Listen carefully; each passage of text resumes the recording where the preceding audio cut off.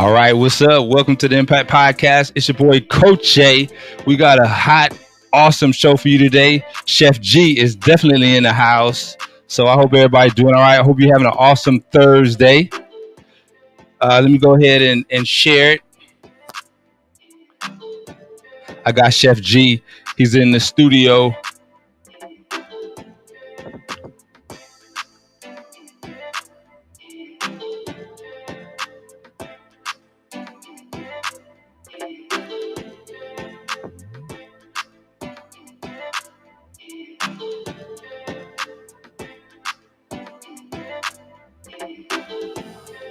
There you go. All right, Chef. I know, Chef, you can hear me in the studio. I went ahead and shared and I put you on there. I shared it with you on there, so you can go ahead and reshare it as well. Tagged you is what they call it. We having an awesome Thursday. It was raining over here. Now it's clearing up finally. It was storming. I thought I was gonna have to cancel the show. It was lightning, but I figured if I'm calling off, I'm gonna stay at home anyway, so I might as well get on. And if we have some lightning in the midst of the show, it'll probably have my viewership go up. They'll be playing that over and over, me getting struck by lightning. So anyway, this week, let me tell you something. Most of you who know me know that I'm having another a baby boy after 19 years. That's right. Your boy Coach A starting again. Yep, I'm happy. His name is Elijah. So we've been taking these classes, right? Birthing classes. And, because we got to, it's been a while. So, this is my wife's first. I've had some before, but it's still, like I said, it's been 19 years. So we went ahead and taking these classes. So I'm starting to realize that there's a divide. It seems like there's always a divide in the country between everything. Black, white, different races. There's a divide. There's a divide between, the healthy eater and the unhealthy, natural, unnatural. So, I noticed that, when we're going through these classes, everything is all about being natural, making sure that you don't take no medicine and they don't give you nothing in your IV and all that stuff. No, that's good. I'm with that. But I just noticed that whenever you on one side of the spectrum, it's like almost like they hate the other side. Like, can we just agree or disagree? You know what I'm saying? So, but anyhow, that's what's going on in my life. We're taking those birthing classes. Coincidentally, I'm gonna bring her on. I'm gonna bring her on because she is an awesome lady and she has a lot of a wealth of knowledge when it comes to that. And so I think that'll be great for some of my viewers. But anyhow, knowing that I'm getting ready to have another baby, you know how men are. We always active. And so when we have active, we don't want to slow down.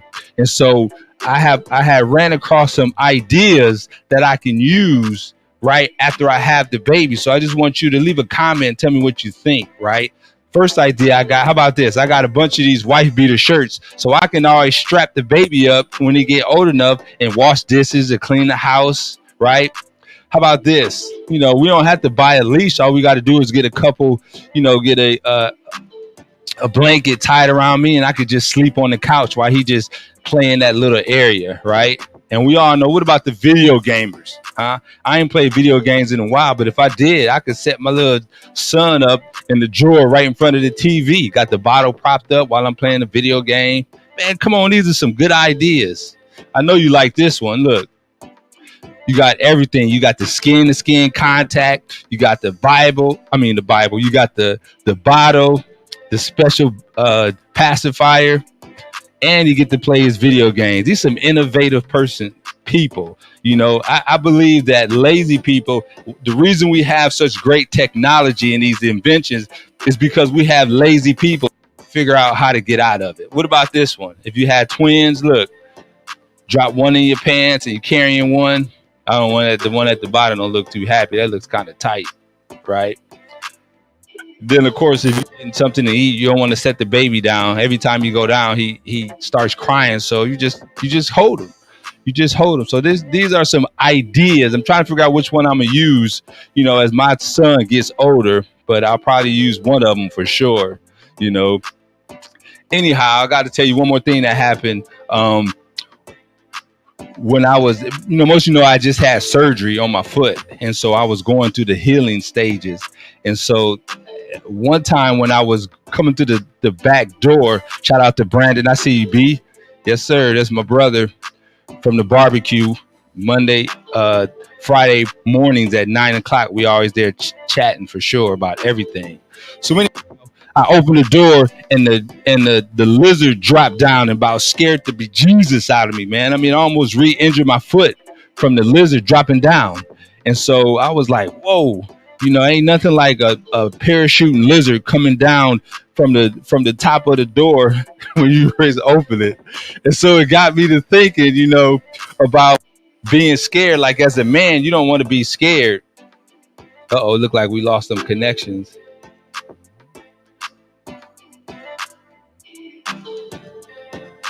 All right, so anyhow, we'll get that back in just a second. So you don't want to be scared as a man, so anyhow, it kind of caught me off guard. There we go. It kind of caught me off guard. So whenever I get in something like that and I feel bad about that, I had to go to my idol. And I want y'all to see this video of my idol getting scared right here. This makes me feel better to know that I ain't the only person that could. Coming up. Yes. Is this a true story? I want to know. I heard you're scared of clowns. No. I heard that. Impossible. Why is it impossible? Because I'm a black man. You can be scared. I have so many other things to be fearful of. A clown is not going to scare me. Really? Yes. I'm not afraid of clowns. But I heard that you were.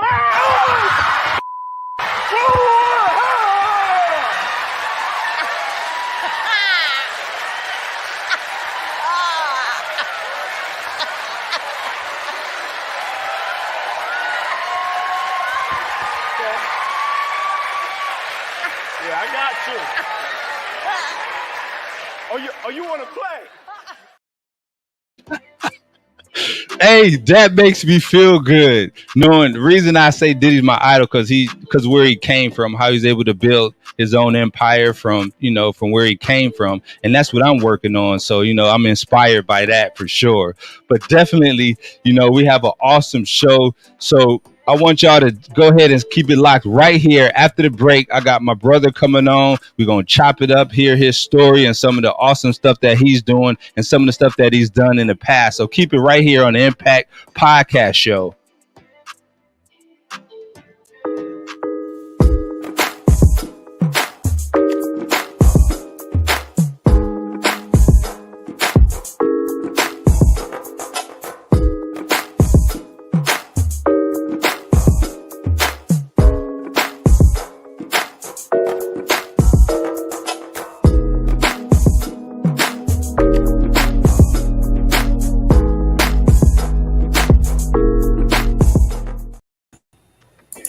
Okay. So y'all check this out. Chef Gaston has over 30 years as an accomplished chef. He has culinary training, includes the U.S. Coast Guard, Port Huron State College, and continuing education with the Culinary Institute of America. He has held different culinary and chef positions for companies such as Universal Studios Orlando, Compass Group, and Marriott International. Chef G business endeavors include past ownerships of fine dining restaurant, a casual food restaurant, and a fast food restaurant. Also a gourmet hors d'oeuvres company and his culinary consulting firm. Look at that. He has been in the catering profession for over 15 years. He's a former instructor of Culinary Arts at Manatee Technical Institute, a state of Florida food safety manager instructor, and a test administrator, and certified HACCP. His television and media background includes appearances on ABC, Christian Television Network, The List, The Good Life Tampa Bay, Restaurant Magazine, Sam's Club Food Service Magazine, and the Chicago Times. His culinary style includes French, Italian, Thai, Cajun, Oriental, Caribbean, Spanish, Mediterranean, Indian, Jewish culture, which we know us deep Christians know that that the Feast of Tabernacles is coming up next month. Also, fusion, and of course, American Southern comfort and soul food, which, by the way, has a special note. It can't be taught in any culinary school, probably because for some of the instances, if you overconsume soul food, it could be committing suicide. Please welcome Chef G. What's up, Hey, bro? how you doing? Great, awesome. I got to pay you later for all that. You gotta pay me. Why is Yeah. that? Hey, I try to go big for my brother for sure. Yes, sir. So how are you? I'm How's good. life? Man. It's awesome. It's awesome. How are you? That's the question. How I'm you? doing wonderful, thank God. Yes. Yes. Family doing well? All is doing well. Yes, my son is doing well. Finished college at UT. Wife is doing well. But you started, you're going to have a baby. Yes. After 19 years.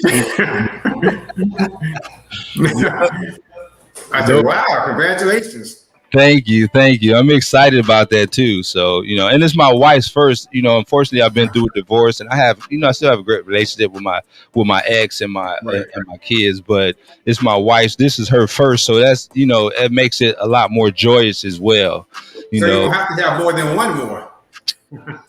Yeah, the secret. The secret. Yeah. So I'm trying to get them. I'm trying to get them quick. I'm trying to get the rapid fire. Just get it out the way, like bam, bam. Okay. Right. Yeah.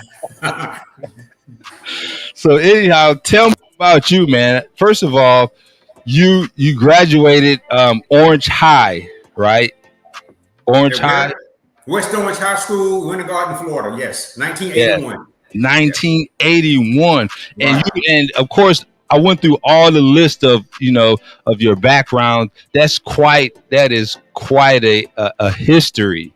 It's quite a history, and so it's just awesome to see. How.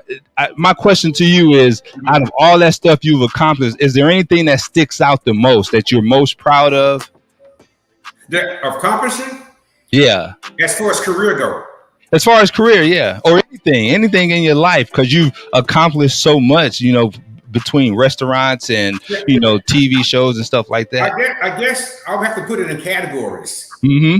Because as far as life go, being married, having a son, that's a very big accomplishment. Yes, absolutely. As far as career goes, serving our country in the U.S. Coast Guard is a big accomplishment. So as far as my culinary career goes, the opportunity to teach kids is a big accomplishment. So it all depends on, I guess it's a lot. There isn't any one that just jump out, but all of them are significantly important at different points in time. Absolutely. Yeah. So tell me about joining the Coast Guard. Well, okay. First of all, why you picked the Coast Guard? Did they come recruit you in high school? No. What happened was when I got ready to graduate high school, I was trying to still determine what I wanted to do. I wasn't for sure yet. I wasn't college material at the time, So, but I also said I don't want to end up on the streets either. Mm-hmm. So my brother actually had already entered the Coast Guard. So I asked him about it because I heard of the Army, the Navy, the Air Force, Marine, but it was like, what is a Coast Guard, right? Exactly. So he told me what it was. I found out what it was. I did some reading about it, talked to the recruiters. We didn't have computers, so we had to go, actually do lead work. You ain't have to go that far because they was looking for people, right? Yeah. So I went and talked to him, and they told me what I had to do in order to get in. And I had a year to get that stuff together. So I graduated in June of 1981, and I entered the Coast Guard in that August. Because I wanted to make sure, a short time after graduation, I had somewhere to go. Yeah. So when I went to the Coast Guard, not knowing what it was, not knowing what patriotism was, not knowing really what the military was about. You're young, you're 18, you're trying to find your way. Yeah. And so when I went in, not being a good swimmer, which was a bad move. Because back then, when they used to train military, the Coast Guard and Navy, a lot of the training we did in boot camp was some of the Navy SEAL style stuff. Uh-huh. And they don't teach you how to do anything; they make you learn. So it was like growing up so fast. So I went in and I don't know, it had to be God ordained, but I got my mindset, barely learned how to swim, and I ended up, taking all the swim classes and passing them. I had to stay back in boot camp an extra week because one of the tests I had trouble passing. It was like you had like 6 feet square in the pool. It was like 17 feet deep. Wow. And you had to tread water in that one spot for 15 minutes. 15 minutes? And you couldn't move out of that spot. Wow. So you had to be very calm and didn't panic. So I had to take that class an extra week in order to pass that, because anytime I tried to stand still, I would go down. Yeah. And so until I figured out how to do it, because they was teaching survival techniques, as opposed, if your ship go down when you're in that water, you got to have some type of survival techniques. So I picked the Coast Guard at the time because that's what my brother was doing, and I needed to go somewhere. Wow. So was the Coast Guard, now you said you had to get some stuff in order. Was it hard to get accepted in the Coast Guard? Because I always tell my story when I tried to get in the Air Force, they did a credit check. They did all these things. And so they was like, sir, you have to write letters for all these different things. It's almost like when you're trying to qualify for a house or a mortgage, they ask these questions and you have to send in letters because they want to figure out why your credit is low or why you got these many kids, and stuff like that. Well, for me, the only thing you can have is a speeding ticket. Nothing higher than a speeding ticket. And your academic grades had to be at a certain point, which mine was not when I went to that recruiting office. So I went back to my guidance counselor in school and told her, okay, this is what my SAT scores got to be at when I graduate. And this is where my grades have to be at when I graduate. So she actually told me what I needed to do to bring all that stuff up. Because, I was in high school, but I was, just trying to get out of there. So I know that a D will graduate you. Yeah. So I had to say, okay, I can't, get in the Coast Guard with that type of grade. No. So I did what I had to do to bring it up in order to qualify by the time I graduated high school. No D's. D stands for dummy and F stands for fool. Yeah. And when I got to boot camp, it was very, the academics it was very tough. It was really tough, and the physical fitness was, not so bad. Believe it or not, it's just this one part that was pretty bad. But they really tried to see if you was Coast Guard material, because when you're in boot camp, you're not in the military yet. Right. You're going through you're still kind of like going through the qualifications process. Because if they kick you out in boot camp, you was never in the military. So yeah, that's basically how I went. And I spent 4 years there, and I actually became a cook when I was in the Coast Guard, because I really still didn't know what I wanted to do there, because I was cooking in high school. So I said, let me continue doing what I was doing in high school. And I became a cook in the Coast Guard, and that's pretty much how I ended up being in this field for as long. So you started in high school. Before I asked you about that, a quick question about being in the Coast Guard. As a black man, did you feel any type of extra pressure or pressure as far as like performance or attention or anything like that? Well, I went in 1981, and I was still like dealing with the civil rights movement stuff, kind of like the end of that era. Right. So yeah, when I went in, there was a lot of racism among the other coaches that was in there, because we all come from the same generation, right? When they come in the Coast Guard, you had a mentality of your environment. When I came in the Coast Guard, I had a mentality of my environment. Yeah. So we had that friction, but then over time, you learn to get over that. So, and of course, there were certain superiors that had issues with me as a black man. I remember one told me that, black people can't read. That's why they have issues. But obviously, they tell you stuff like that to try to intimidate you. But on the flip side of that, there were a lot of good people, a lot of good white people, a lot of good a lot of good white superiors that was in there too. They helped out. And also some black superiors that tell you, they tipped you off on, what you need to do in order to succeed in the Coast Guard. And I'm going to say this, though. A lot of the people who I was in the Coast Guard with on my ship were actually friends on Facebook now, today. And we talk about the stuff that, the environment we grew up in, what our parents taught, and we realized a lot of what we learned wasn't right. Mm-hmm. So when you know better, you do better. Yeah. And we've had these discussions, and we realized, hey, we were just taught wrong. Yeah. And we had to come to terms, that we were taught wrong, and realize, once you discover, whatever you discover part of your past that's not true, it's up to you to get rid of it. Get rid of it. And a lot of us have done that, from that era. But I have no regrets, though, because I enjoyed serving in the Coast Guard. I enjoyed serving my country, and I even enjoyed serving with those ones that didn't like me, believe it or not, because it's like we became brothers. It's like we could pick on one another, but nobody else better not pick on you. Exactly. Don't mess with my brother, man. Right. Thanks a million. First of all, thanks again for coming on the show, but also thanks for your service to the country. I really appreciate that, because I didn't, and there's always someone that did. And so we're raised in this household to respect, all the military, policemen, firemen, all of them, because of what they sign up for sure. Yeah, if we didn't have a military, we wouldn't have a country. And I don't think a lot of people realize that. It's because we have our armed forces that America is still a free country today. Mm-hmm. Do you know that Japan wanted to invade the United States? You know why they changed their mind?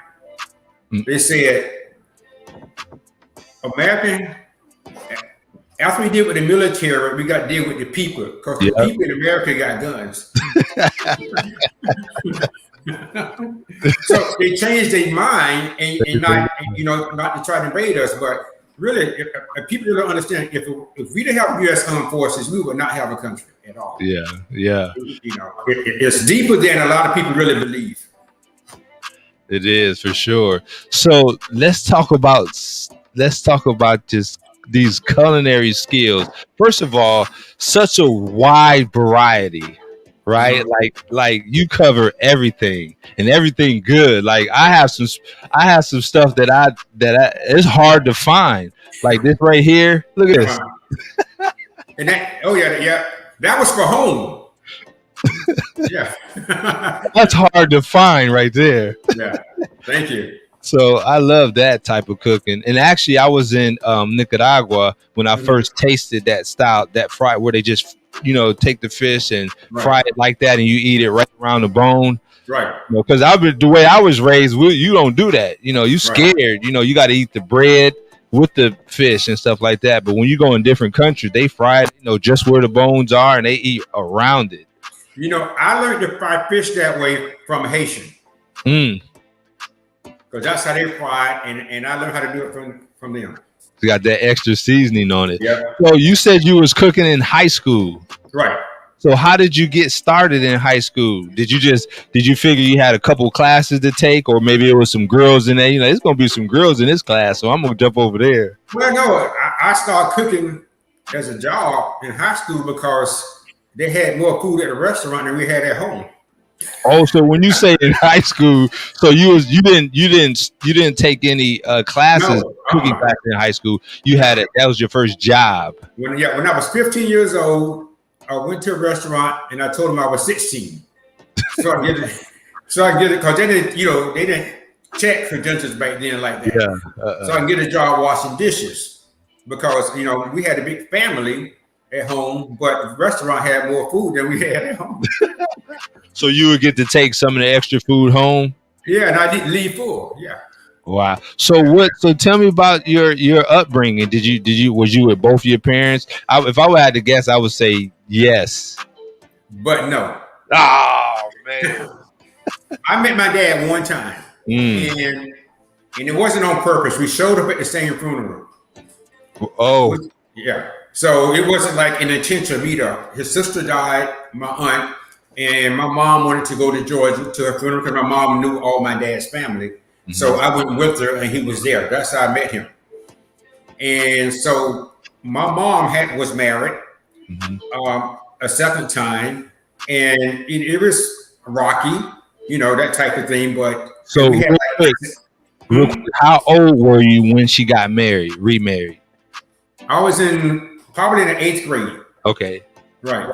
And when a new man come into a person's house and they got teenagers, it's not gonna be good for him. Teenagers? How many of y'all? Yeah, it was 7 of us, and some of my brothers and sisters. 7? Yeah, it was. Well, let me put it this way: it was 7 left. My mom had a total of 15. Wow.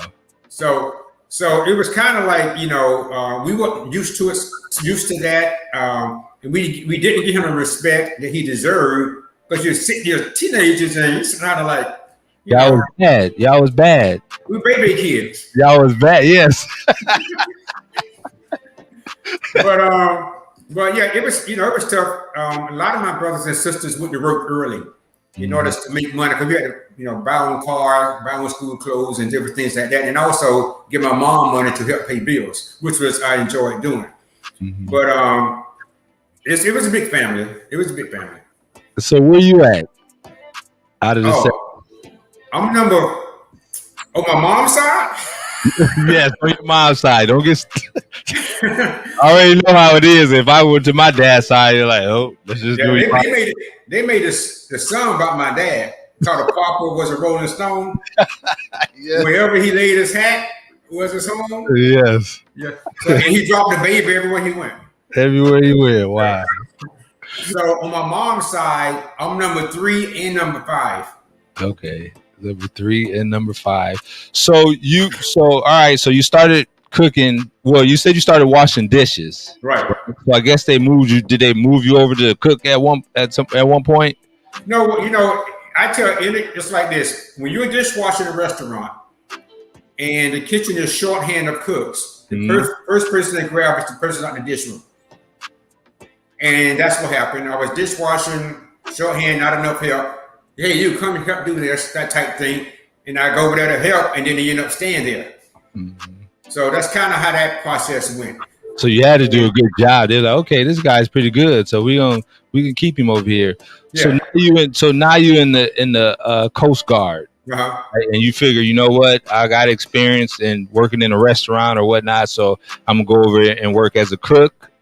No, when I first went in, I wasn't for sure I was gonna be a cook yet. Mm-hmm. I was looking at like dinner technician and other like storekeepers, which is kind of like a bookkeeper.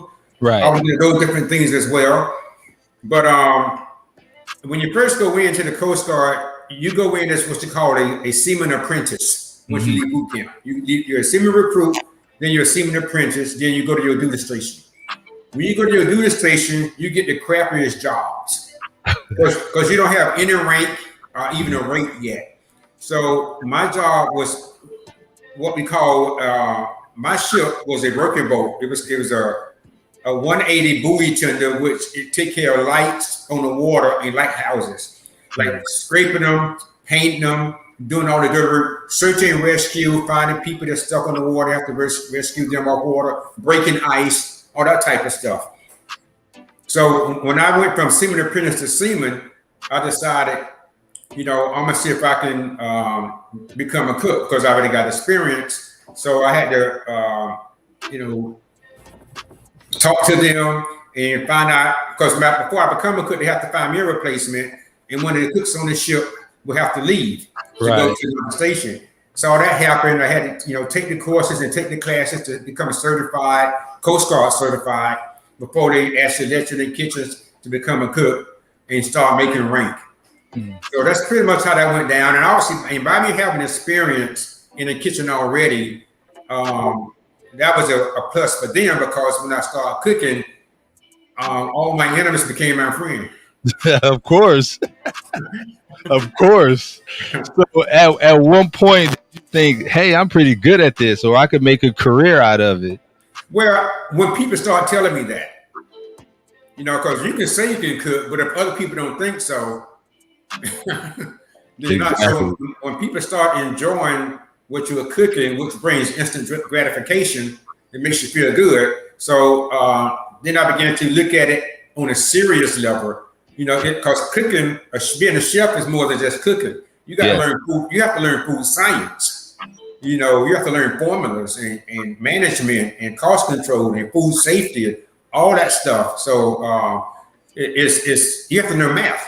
I tell people, you come to chef, you have to know math. You have to know the metric system. You have to know conversions. You have to know flavor profiles of the world. Wow. Because a curry in Jamaica is totally different from a curry in Thailand. Oh. So wow. It's like I never knew that. I thought curry was curry. No, you got British curry, Iranian curry, Pakistani curry, Indian curry, Jamaican curry. It's different all over. Is it any of it sweet, or is all spicy? No, it's some sweet, but mostly a savory. But some of them are extremely spicy. Like Indian got like 3 or 4 different curries that's extremely spicy. You have to like heat in order to like their curries, but it doesn't compare. Most people in America think of curry, think of Jamaica, which is the traditional curry here in the United States. Exactly. Yeah. So you have a book that you wrote. Yeah, I wrote a book in 2007. 2007. It was called Food for Thought. Mm-hmm. Appetizers for Prosperous Living. And what I did was I took the book and I kind of used culinary as a tool for people to get interested in it. For example, where you see table of contents, I call it ingredients. Mm-hmm. I should have had a copy with me. I should have one on my shelf up there. I call it ingredients. And each chapter of the book is really, it's like a food for thought. A thought that you can read and apply to your life immediately. You don't have to be a theologian. You don't have to be a PhD. Just practical tips that you can apply to your life based on where you are. From dealing with hurts of the past to dealing with procrastination or pessimism or different things like that. So I wrote it in 2007. It's actually still on Amazon now.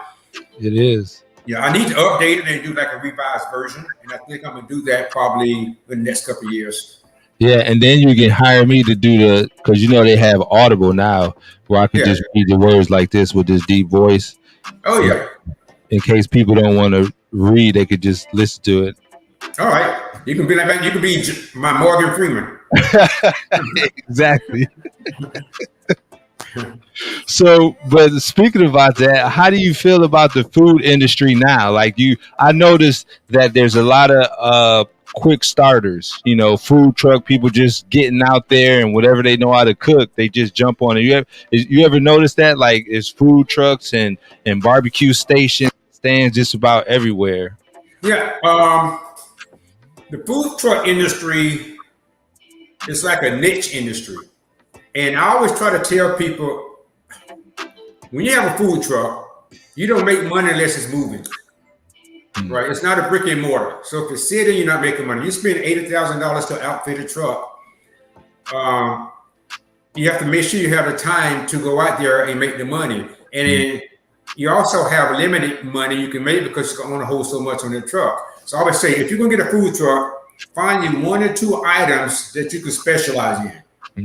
Right, and you will make much more money than having 10 items on that menu.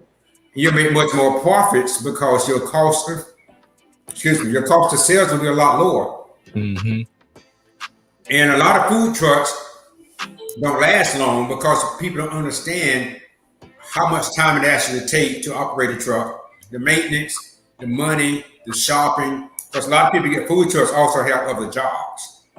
And now you have to find the right locations to put your truck. You have to connect with the associations because they have connections with the corporate America that can get your truck to come to their place of business for lunchtime so their team can come out and buy your product. but you just can't go knock on their door. You got to be part of the association to get you in, which is going to cost you a certain percentage of sales to even get there. You know, so it's a lot to be involved in the food truck, but just a minute start, that means to go up for sale, because once people start with them, they realize this is not what they thought it was. The food industry is like, it looks like it looks like it's a lot of money because you see all the dollar bills coming through the front, but there's a lot of costs that go along with operating those trucks and operating these restaurants. And if you don't understand that side of it, I mean, you would literally lose your shirt. Wow. Now you also teach, don't you teach like business classes, or you've been a part of some type of business seminars and stuff like that? I actually, I used to teach Culinary Arts at Merideth Catering Institute. Yeah. But I teach not as much as I used to, because the pandemic started, but sometimes people have conferences and seminars. I come in and teach them what they need to know how to start a business and the reality of running a business. Because you see, I've been successful, but I've also been bankrupt. So, and I tell them the pros and cons of running a business, because a lot of times when people go in business, they don't have the knowledge of making that business successful. Right. You know, you have a choice to either open a business just to make ends meet, or you can open a business to make a lot of money. Which one do you want? Exactly. You know, and it takes knowledge. There's a lot of process you have to go through in order to make a lot of money. So tell me about bankrupt. How did you overcome that? You know, in 2008. Don't say 2008. No, 2000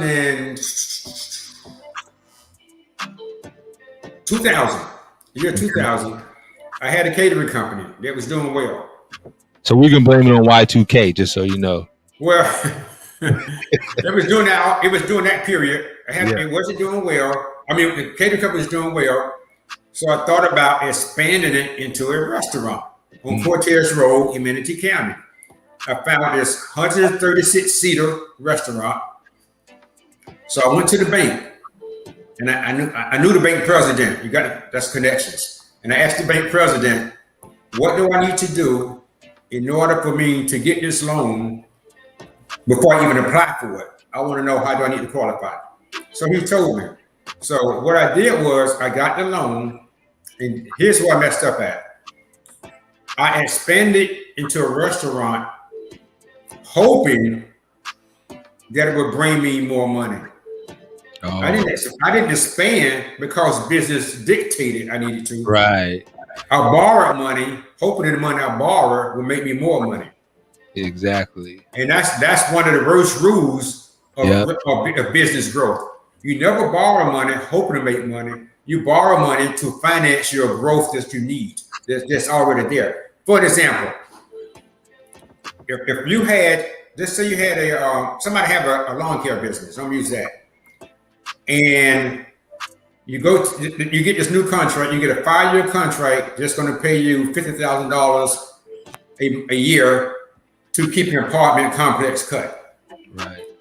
Then you go borrow a loan because you need that loan in order to fulfill that contract that's going to bring you $50,000 a year. So now you might have to go borrow $40,000 and get the equipment to bring you $50,000.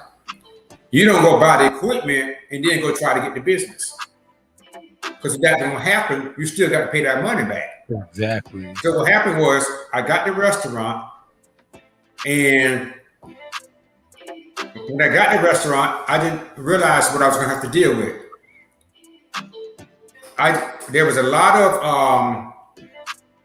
I had people busting my restaurant windows out, driving vehicles in my restaurant, right in nigger all over my van and stuff. I had to deal with that and open the restaurant.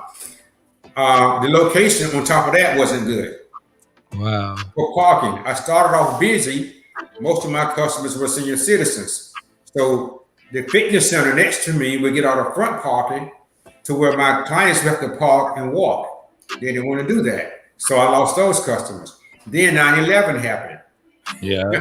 Wow. You know, So, but and so that was just it there. So I ended up closing everything, but I still had to pay that loan back. exactly. So creditors don't want to talk to you; they just want their money. They want their money. So I had to go see a lawyer and file. I think it's chapter 7, or I forgot which one it was, but it allowed me time to pay the money back. We paid 100% of that SBA loan back, even though I didn't have to pay any of it back. So this was the SBA loan. Yeah. Oh wow. The SBA guaranteed the loan. Yeah. Oh, okay. I see. Yeah. Yeah. So Because they're doing a lot of that now. A lot of taking advantage of that SBA guarantee last year. Right. And I had a consultant who was working with me to try to get more business, and they charged me way too much. Why? Because I didn't have the knowledge that I needed. Yeah. I didn't have the knowledge that I needed in order to understand what I was doing or become successful. Mm-hmm. But I learned from that, and I said to myself, this will never happen to me again. So at that point, I began to become a student of how to run a business, Good. a student of financing and costs. Mm-hmm. So when I go back into business again, like my business now is debt free. I don't owe anybody. My vehicles are paid for. Box truck, vans paid for cash. Well, not cash. So I have no debt because I learned in the past of what not to do. Mm-hmm. You learn from that mistake. That's good. And when people see successful people, the majority of those people that you see that's successful, it didn't come like that. It wasn't like an overnight thing. It was like a lot of them probably failed before. Yep. Right? And they just get back up and start again. You fail again. You get back up and start again. They just don't quit. That's the key. You mentioning that, is there another time where you consider it a failure or a setback that you experienced? Other than that one? Yeah. I mean, obviously that's a main one. Like COVID-19? Yes. Yes, exactly. Yeah. Tell me about your COVID-19. Yeah. COVID-19 shut the business completely down for a period of time. Yes. But we have reserve. Mm-hmm. You learned, huh? You learned. And it wasn't for COVID-19 because it was just in case. Yeah. But we also had our accounting in place where we qualified for what all the government gave to help businesses. Mm-hmm. So we qualified for that also. But if we didn't have our accounting in place and our taxes in place, then we would never have qualified for that. That's what I do for the past 18 years. That's what I've been doing. And so I've been telling people for a long time that you need to get bookkeeping. You need to get all this stuff in order. But a lot of people, especially small business owners, they don't want to spend the money on it. They just want to do it their own way. And then when situations come where they want to go get a house or they want to get a vehicle or something like that, they're going to ask you for your bank. They're going to ask you for your records. They're going to say, okay, show me your profit and loss statement or your balance sheet or different things. And so then they come to me. I'm like, this is why I've been telling you for the past 5 or 6 years that, we need to get this bookkeeping together. So a couple of things that you mentioned that stood out, because obviously with you have a lot of experience and a lot of wisdom. And so there's a lot of people that, I know a guy that cooks very well. He reminds me of some of the things that I've seen, some of your pictures. I'm gonna put some up in a minute. He's the exact same thing. And so he's young as well. He graduated from Johnson Wales. And I feel he could definitely learn a lot because he wants to ultimately, get a food truck and get a business himself. Shout out to Chef Jimbo. But anyhow, you said don't chase the money, right? Don't chase the money. You was chasing the money, meaning you jumped out too fast trying to make more money and there wasn't a need for it. And I feel like that's very important. I try to tell people that the need is what brings the money. Mhm. And so if there's a problem or a need, like if your business is so packed that you're running out of space, that's a problem. Mhm. Right. And so That's a big then, problem, right? exactly. So then now you can expand and the money is going to follow. Mhm. Exactly. So I would tell that young man who graduated from Johnson and Wales, before he started business, go get an employment where he can run a business. mhm. He And has. literally practice on somebody else's money. Yep. You know, get a job as an executive chef, a food service director, a restaurant manager, so you can learn how to run the business operationally. You know, the cooking part he got. A lot of grandmamas know how to cook. Okay, so Exactly.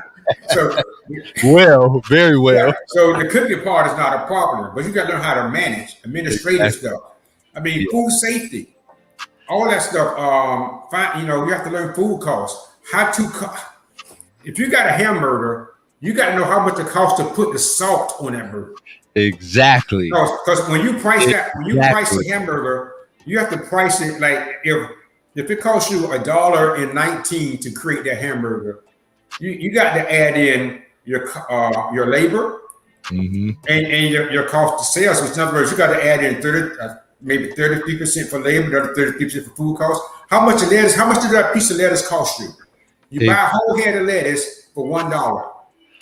You peel out the outer leaves into it, the core out. Now it costs you $1.25. Exactly. So if you price that as $1, when you buy a whole head of lettuce, you're already losing money because your yield portion, because you got to take the waste off. Yep. Now your yield portion is actually $1.25 because you got less to work with. So it's cost $1.25 versus $1 in reality. That's an important part. That's a very important part of business. And a lot of those things, the first thing I tell people is to put a business plan together. And part of that business plan is those financial reports where you look at your product, how much it's going to cost you, so that and it helps you decide how much you can charge as well. How much your markup is going to be and stuff like that. But again, when you have small business owners, they just kind of overlook that stuff. They just get out there and just sell stuff, and it creates a problem for themselves for sure. Right, right, and then you have to make sure you train your staff, Mm-hmm. and then pay them well.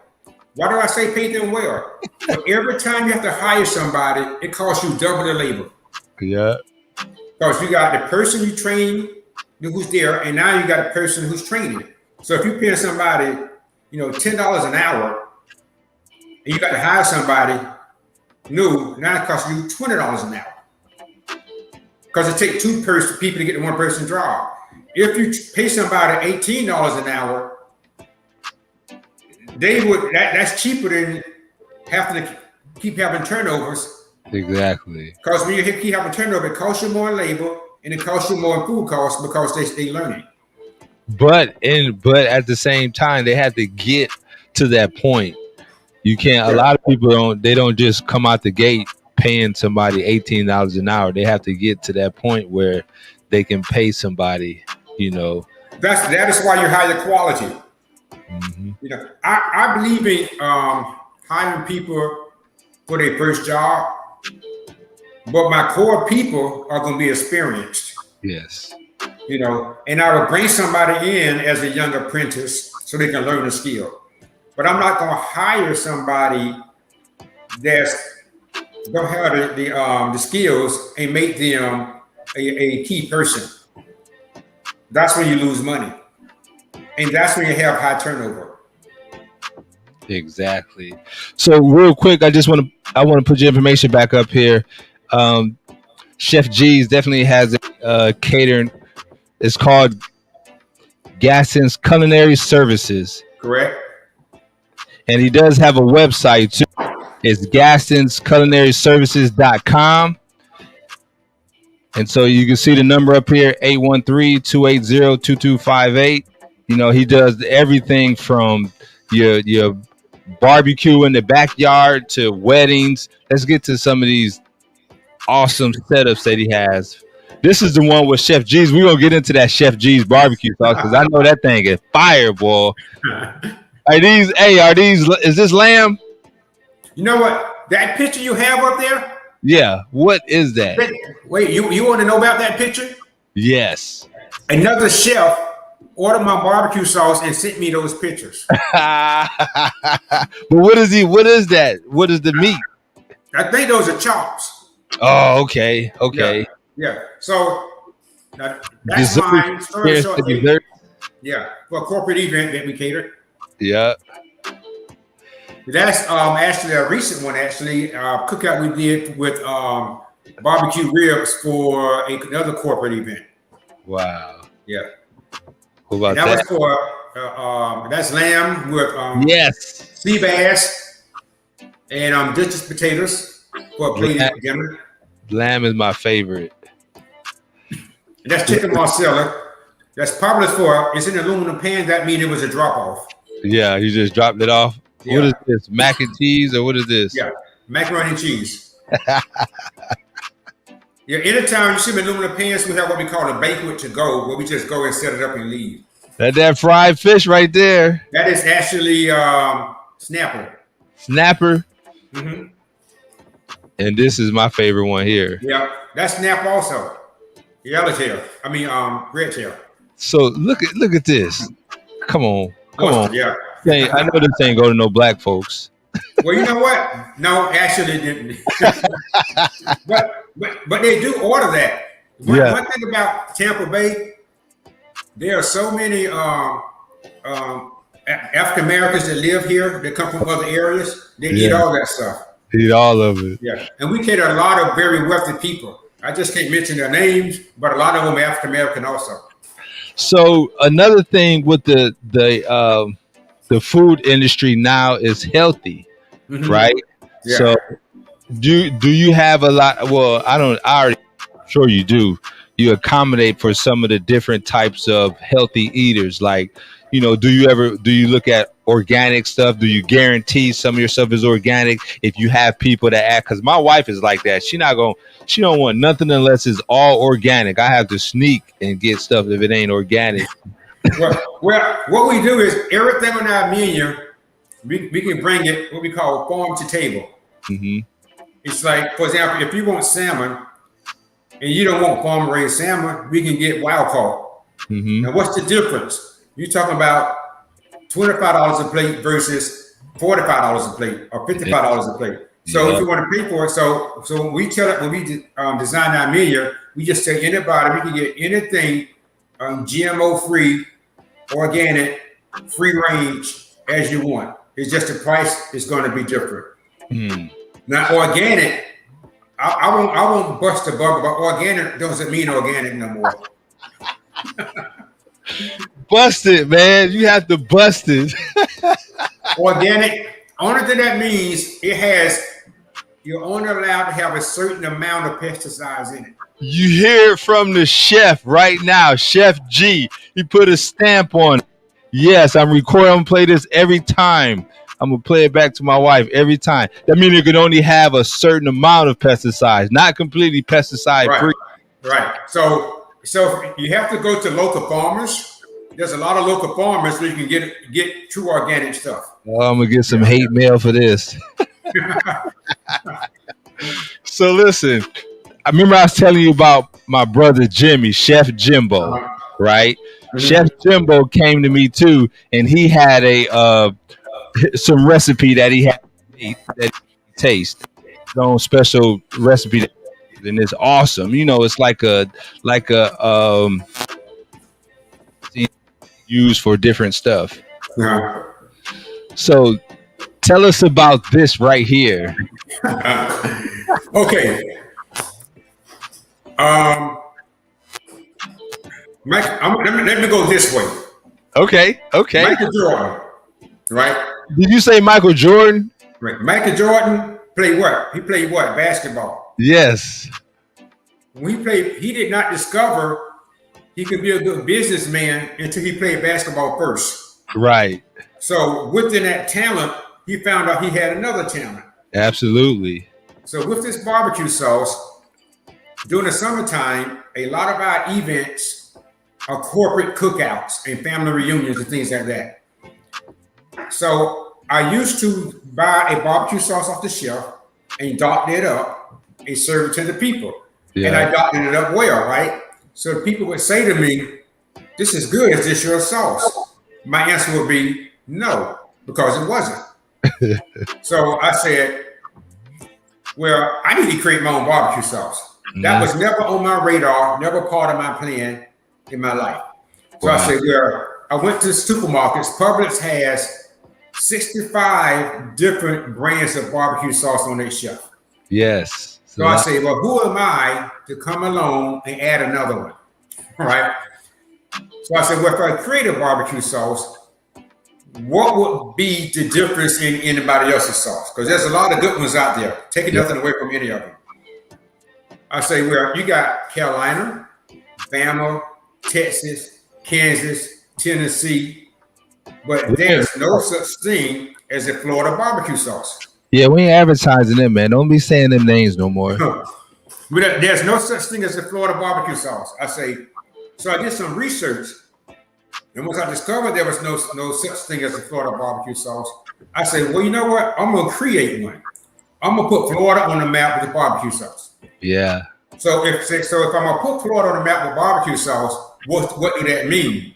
Well, the rules didn't exist, so I got to make the rules, right? So I say, well, what do Florida harvest? We harvest citrus, orange, lemons, and lime.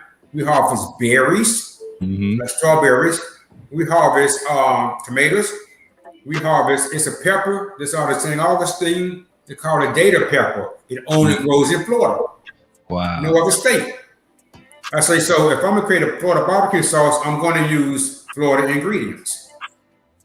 And it's going to be conducive to our state. So it took me about 2 years to come up with the formula. Notice I said formula, not recipe. Yeah. That's the difference between a cook and a chef. Okay. Yeah. He just he threw that out. I created the formula, put it together because I did it from scratch, and I had different people come in and taste it to give me their opinion on it until I finally come up with the recipe that I wanted, and then I start, bottling. I had to go back to school. I had to go to North Carolina State and get certified as a manufacturer, and I had to create the recipe and send it to a lab to find the pH balance, the pH in the sauce to make sure it can be shelf stable. Then I had to send it to the FDA, the same people that approve your drugs, to make sure that to register with the FDA, so they can approve of the barbecue sauce being on the store shelves of supermarkets. Why did that be my chef? They got to be my drugs, ain't they? Your drugs? Oh no. But so yeah, that's how I got started. And really, we in 2 stores here in Tampa. 2 more want me to go in their stores, but I'm not ready yet. But we sell online often. What do you think the #1 state is that order our barbecue sauce? Let me see. Texas. How did you know? Because it's country Texas barbecue. That's just a guess. Yeah, we sell more in Texas than any other state. That's good. Yeah. How many have you sold so far? You know that number around? No, I don't know that number, but I've been running out every week. As a matter of fact, I got online orders, and people in the supermarket that I'm in, they got to wait the next week because we sold out. Yeah. I got Jerome Mathis. He said Texas also, so he got it right. Yeah. Chef Jerome, he's a very good chef. He's out of Lakeland. Chef Jerome, yeah. He's in Lakeland? Yeah, he's out of Lakeland. We definitely appreciate you tuning in. So that I'm gonna have to get some. I'm gonna order some. I'm ordering all of them because I want to taste them all for sure, and I want to definitely support you. So I just have to hide it because it probably don't have no organic sticker nowhere, but that's all right. Wait a minute. Wait. It's actually, it has no preservatives. Oh yeah, that's big. At all. The only thing that's in it that your wife wouldn't like is sugar. Yeah, how you know? You like a she hates sugar, man. How you know? You just know. But it's all natural. Yeah. Okay. All natural. The sugar is the only bad part, but a lot of people are dealing with that. It's vegetarian, but it's not vegan. Because we use Worcestershire sauce in it, and Worcestershire sauce has a touch of anchovies. Okay. Yeah. All right. So that's amazing. Again, I'm gonna put your information back up here. If you guys are in the area and you're looking for a chef, or if you're looking for some catering, any type of event from a wedding to a bar mitzvah, whatever it is, Chef G got you covered. Here's his info. Make sure you visit his website at Gaston'sCulinaryServices.com and just check it out. I got a video that I want to play. This is the last video from your actual website. It's a real nice video to give people a good look at what you got going on. So let me go ahead and drop this video real quick. All right.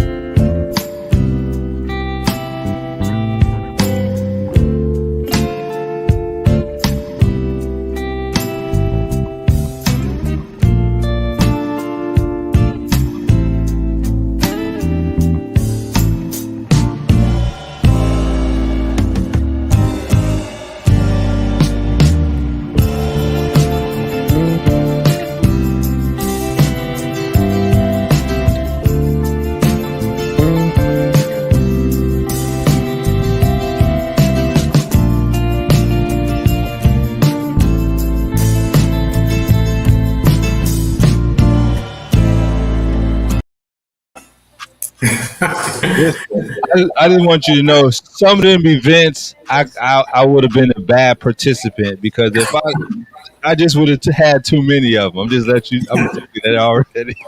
Thank you. When I saw the spoons, they had spoons like taste. Had Yeah, about that was actually ceviche on one of those spoons. Yeah. So listen, thanks a million for coming by and just chopping it up, telling us your story and Thank you. sharing your stuff with us, man. I wish you all the success. Thanks again for serving in our country. And again, I'm gonna keep in touch with you for sure. I'm gonna get some of your barbecue sauce, but Okay. definitely if you have anything else that's going on or anything new, please let us know. What's in the future for you right now? Anything? Any big plans or anything? Vacation. Another vacation? You already had a 2020 vacation. I know I need one. But I want to say a couple of things though to your viewers while I have an opportunity. Mm-hmm. About how much 30 seconds about life and success. It doesn't matter where you start off in life, because nobody can control who their parents are or where they were born. Mm-hmm. But what happens is once you become knowledgeable enough to understand, you can't blame your past for your future. Right. What you do today is what determines your future. You will only be successful if you choose to go through the process. There's a process in becoming successful. There's a lot of failures. There's a lot of roadblocks. There's a lot of falling down. But each time you fall, you gain experience, and your next step is closer to where you're trying to go. So don't have a plan B, and take the word quit out of the dictionary.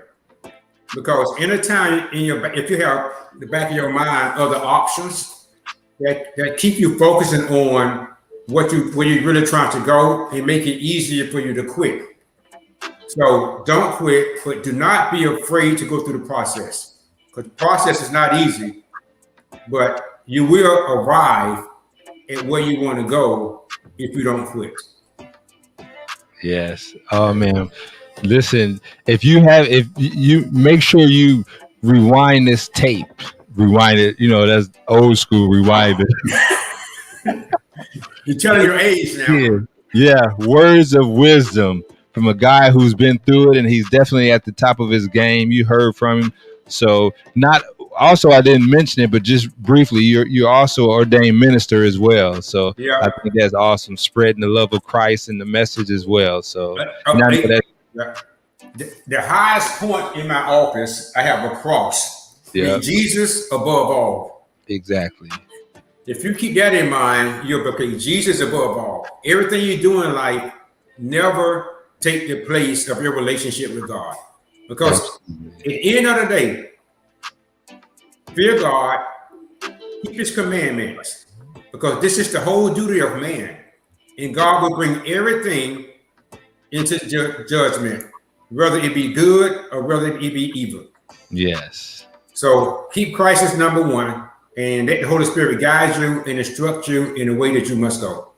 Yes, thank you. And see, I'm so glad the Spirit brought that to me to remind or let the people know that is a part of your life as well. So I'm so glad, because that was an awesome message. So again, a million thank yous. Wish you all the more success. Get them. I want to see that barbecue sauce in all the stores throughout the whole country, from Kroger to Publix to Winn-Dixie. And even the bootleg stores, I don't care. They're gonna have their own bootleg version, even if they buy it from you first and take the tag off and put their name on it, whatever. It don't matter, as long as they buy it from you first. That's called white labeling. Yes. Exactly. So thanks a lot, Chef G. Thank you. God bless you, man, to you and your family. Bless you. Thanks. Bye.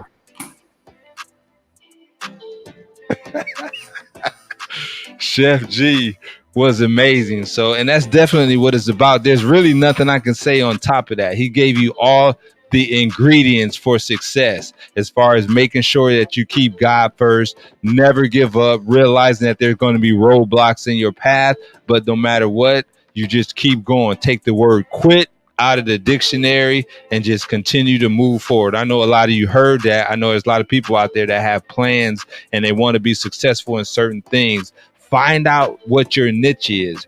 That's first and foremost. Find what your niche is, and then you put your whole life behind it. Take that word quit out. So that's it for the Impact Podcast Show. It's your boy, Coach A. Until the next time, peace.